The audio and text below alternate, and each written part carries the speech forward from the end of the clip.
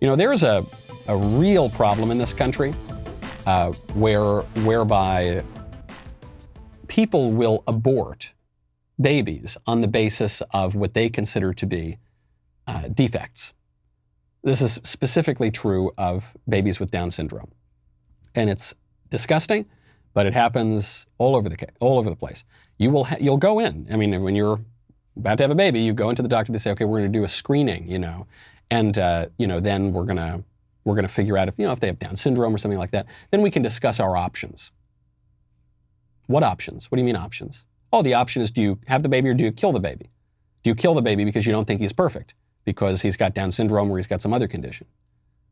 That's the real thinking that goes on, and it's led to extraordinarily high rates of abortion, of killing Down syndrome babies. And some countries boast about it. In Iceland, a few years ago, there was a big press release. They said, Iceland has eradicated Down syndrome, as if they cured a disease. But there's no cure for Down syndrome. It's not like they figured out some kind of gene therapy that would fix Down syndrome. They just killed them all. How ghastly is that? And the left cheering this on. Yes, we kill babies because they have intellectual deficiencies. Aren't we wonderful? Well, Governor Kristi Noem in South Dakota has just come out against this process.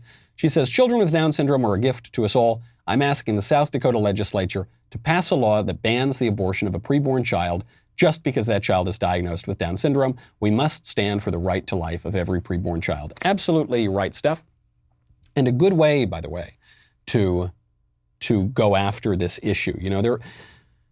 What conservatives really want to do is get rid of legal abortion. And sometimes conservatives are honest about that. I try to be honest about that. Sometimes conservatives make these really frivolous arguments where they say, abortion, we want to get rid of abortion because it's bad for the mother, or it's harmful. We want to protect mothers. And psychologically, spiritually, I guess that's true. But no, you want to protect the baby that's being killed. They'll say, we want to only have safe abortions, and that's why we're going to shut down the abortion clinics, because they're not safe. Well, no, no abortion is safe. It kills a baby. Obviously, that's not, they're all kind of somewhat disingenuous arguments, but they're tactical and they think it's going to chip away at the edges here and there. Fine by me. This is a good way to do it.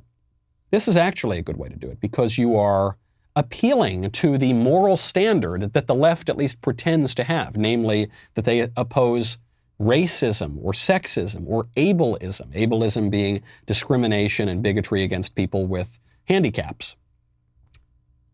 What if we passed a law and said you can't abort a baby just because he's black? Do you think the left would object to that? I'm sure they'd find some way to object to that, but it'd be very difficult for them to. What if we had a law that said you can't abort a baby just because she's a girl? And that sort of thing does happen. Maybe not so much in the United States yet, but certainly around the world. We saw that happen in China, which is why there's a lopsided population now. People were choosing boys and then aborting the girls. What if we passed a law, like Kristi Noem says, to ban abortions of babies just because they have intellectual deficiencies? I'm sure the left would find a way to argue against it, but it would be a very, very difficult argument. It would make them look very, very ugly. I think it would move the needle. And as Kristi Noem has this kind of solid spine and I think real evidence of political acumen, she is positioning herself very well for 2024, which a lot of people have been talking about. I'm noticing there have been some people coming out. There was actually a very prominent professor who came out against Kristi Noem, who said, Kristi Noem, your state has one of the highest levels of COVID and COVID death and COVID hospitalization in the country. And I say, that's true. It's up in like the top 5 or top 10 or something. It's way below New York, though. And you know Andy Cuomo is being hailed by all of the left.